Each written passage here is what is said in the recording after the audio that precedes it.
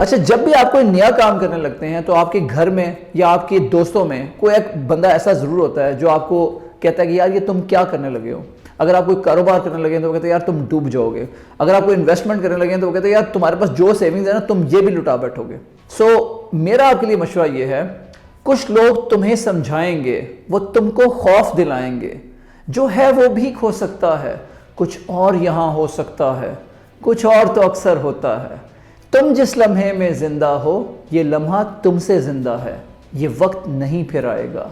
तुम अपनी करनी कर गुजरो, जो होगा देखा जाएगा। तो बात कुछ यूं है कि अगर आप इन दोस्तों की बातों में अमल करेंगे तो आप जिंदगी में कुछ भी अचीव नहीं कर सकेंगे। तो आपको जो बाहर का नॉइस है उसको फिल्टर करना है और आगे बढ़ना है। लेकिन लाजमी तौर पे जो आगे बढ़ना है, अपनी कर गुजरने का मतलब ये नहीं है कि आप बिल्कुल ही कुछ देखे सोचे बगैर ही किसी आग में कूद जाएं, बल्कि इसका मतलब यह है कि आपने देख के, सोच समझ के, रिसर्च करके जो भी इन्वेस्टमेंट करनी है बड़े ही ध्यान से करनी है। कि जब भी आपने कोई इन्वेस्टमेंट करनी है, जैसे मैंने शुरू में आपको ये छोटी सी नज़म पढ़ के सुनाई, तो इसमें जो इंपॉर्टेंट चीज़ है वो ये है कि अब आपने अपना बैकअप ज़रूर अरेंज करना है, जिसको कहा जाता है इमरजेंसी फ़ंड।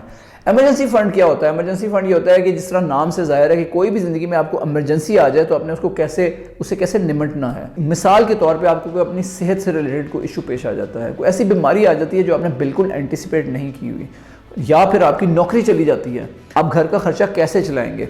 आपके पास कुछ ना कुछ कैश बैंक में मौजूद होना चाहिए। ये कैश इतना होना चाहिए कि आप 6 महीने तक सर्वाइव कर सके, आपके पास 6 महीने तक का राशन आ सके। मिनिमम 6 महीने होने चाहिए, लेकिन मैं रिकमेंड करता हूँ कि साल तक का होना चाहिए। और जब तक आप ये कर ना लें, ये जो फंड्स हैं पहले इसको सेपरेट करें, उसके बाद इन्वेस्टमेंट्स की दुनिया में कदम रखें। इस वजह से स्टॉक मार्केट चल रही है और आपका बड़ा दिल कर रहा है इसके अंदर जंप इन करने को, लेकिन आई स्ट्रांगली रिकमेंड कि पहले इमरजेंसी फंड के पैसे साइड पे करें, उसको टच ना करें, और उसके ऊपर जो आपके अमाउंट है उससे इन्वेस्टमेंट्स का सफ़र का आगाज़ करें। तो ये बहुत ज़रूरी है, इसलिए I can not stress you enough. मैंने आपको पहली वीडियो में भी बताया था, जो अमेरिकन हैं, जो बिल्कुल लोएस्ट तबका है, $400 उनके पास महीने का खर्चा चलाने के लिए भी नहीं होते, लेकिन वो $400 लगा देते हैं लॉटरी पे, जिसमें उनके मिलियनर बनने के चांस 1 in a million होता है। बेसिकली समझने की बात यह है कि आपको वेल्थ बिल्डिंग के लिए अपना माइंडसेट बदलना पड़ता है। इमरजेंसी फंड नहीं बनाते, आई डोंट रिकमेंड यू कि आप अपना इन्वेस्टमेंट का सफ़र स्टार्ट करें। सो आई एम श्योर कि आप में से बहुत से लोगों ने अभी तक इमरजेंसी फंड नहीं बनाया होगा, तो इसके ऊपर फोकस करें।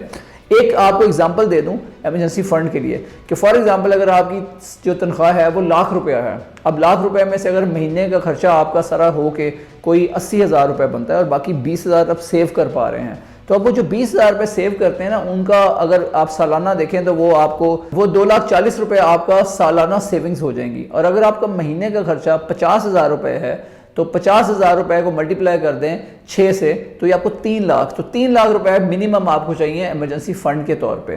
तो 2,40,000 प्लस 60,000 और, तो मिलके ये 3 लाख रुपया बन जाएगा। तो आप 1 साल और उससे थोड़ा सा 3 महीनों में अगर आपकी 20,000 सेविंग पर मंथ है तो आप इस टारगेट को अचीव कर सकते हैं।